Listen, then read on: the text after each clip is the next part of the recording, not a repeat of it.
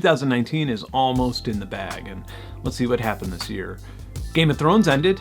That's unfortunate. I was really enjoying people telling me how much I would like the show and me telling them that I probably wouldn't like the show and then them arguing that I would like the show. That was a real fun feature of my social life for the last decade. Oh yeah, in 2019 we discovered that every single problem in the universe can be solved by rubbing CBD oil on it. Tool finally released a new album, and the special edition has a little 4-inch HD LCD screen on it with a 2-watt speaker.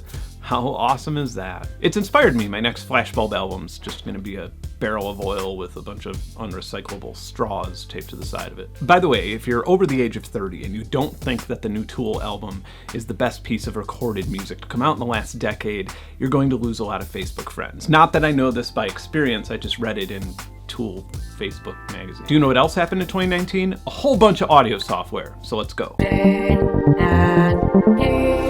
I'm a bit hazy if Pigments technically qualifies for this list because I think it came out in December of 2018. However, over the last year, they've updated it in 1.1 and 1.2 and added microtuning and completely revamped the sequencer, so let's let it slide. When I think about how Pigments was made, I imagine that Arturia had a board meeting and they just said, let's make something that just blows serum out of the water, and let's dedicate years to doing that. And then in a week, they somehow finished it and beat serum at everything that it does, and then they just had to add a bunch of other stuff, which they did. Pigments has this beautiful way of not having every feature under the sun, but packing in just enough unique features to keep you creatively addicted to using it. There's a built-in semi-generative sequencer and a bunch of effects that are outstanding, but where this really shines is in the modulation.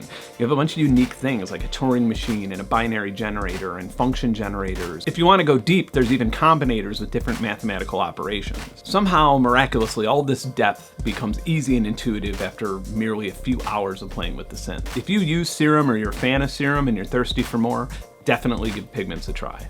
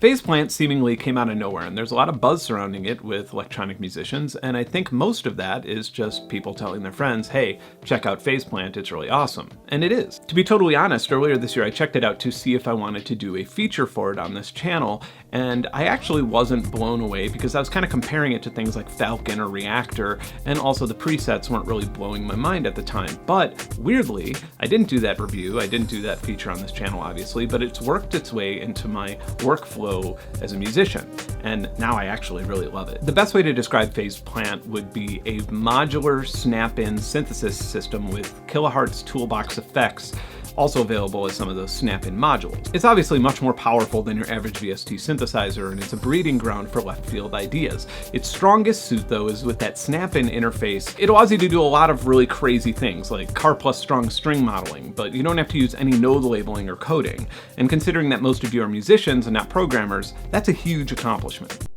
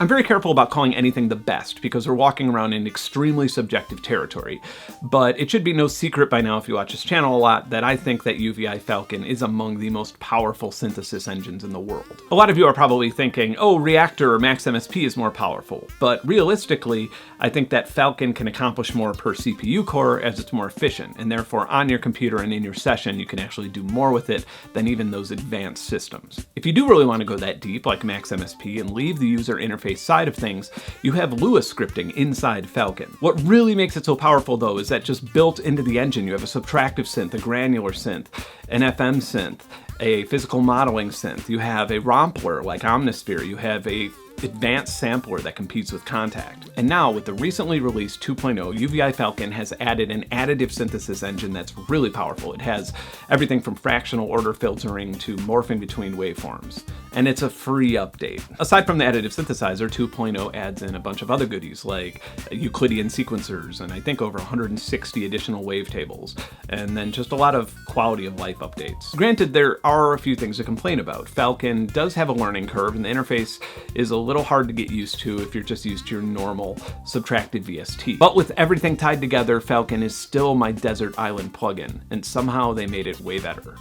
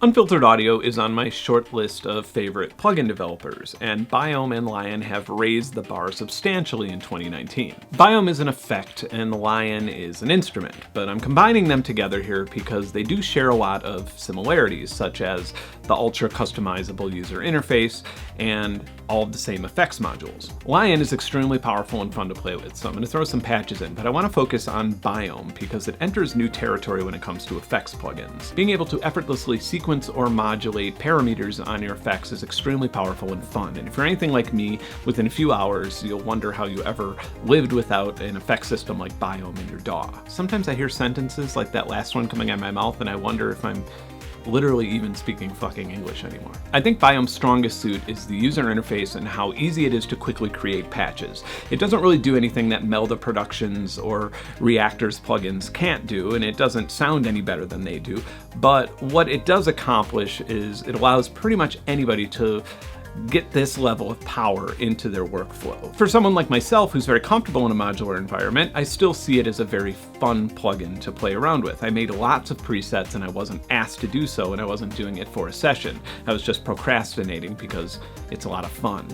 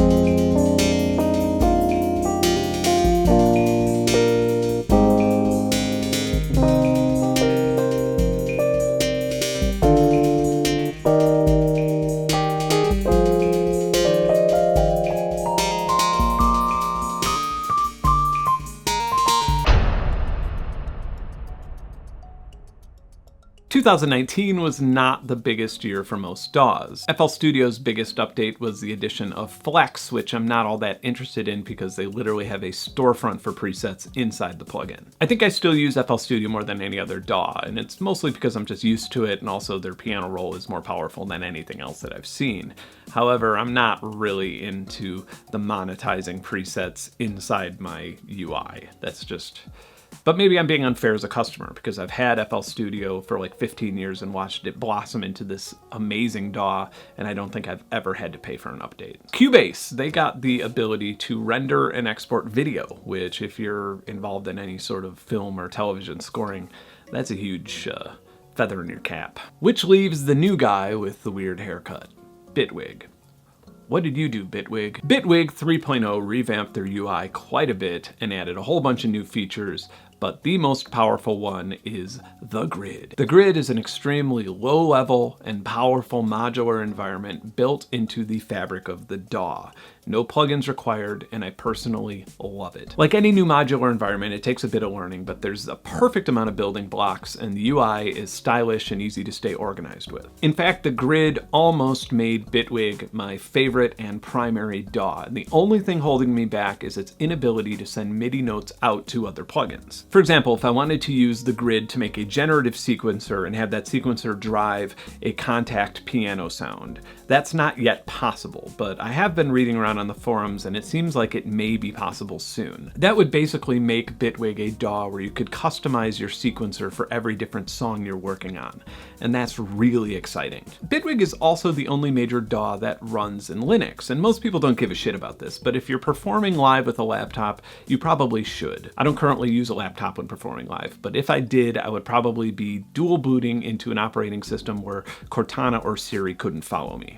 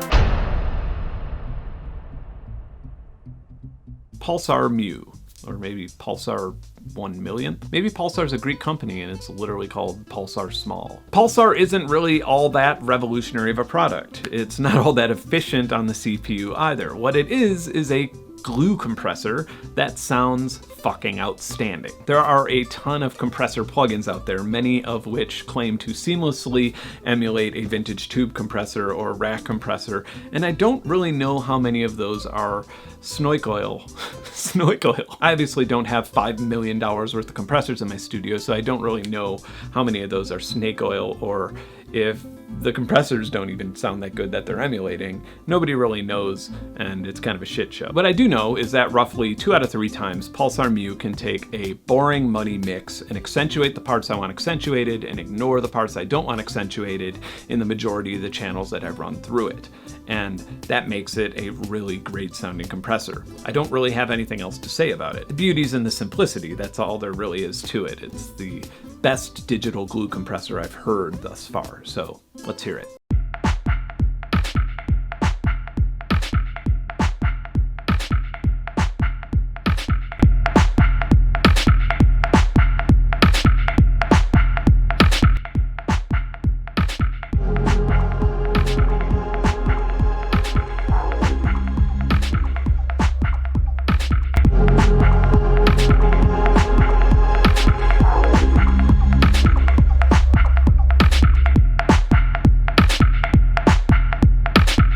What's coming in 2020? Well, I have some surprises up my sleeve as I will be dragging my camera and my lights and my dad jokes to NAMM in January. Now that I'm a fancy influencer, I've been greasing up and negotiating the NAMM folks to try and raise the bar on the quality that you get from an audio trade show, because typically it's just a bunch of background noise and somebody screaming over something that you actually want to hear. So whether this is at the event center or at a soundstage nearby, I want to raise the bar of NAMM coverage, and I am including some very familiar YouTubers in my plan. Plus, I know a few secrets, And at NAMM 2020, there's going to be some products that are going to make your head pop. Hey, if you learned anything or if you enjoyed this video, subscribe to the channel. If there's anything you want me to cover in the future, let me know in the comments. If you want a more frequently updated combination of dorky synth stuff and outdoor hikey stuff, be sure to follow me on Instagram. Thank you and bye.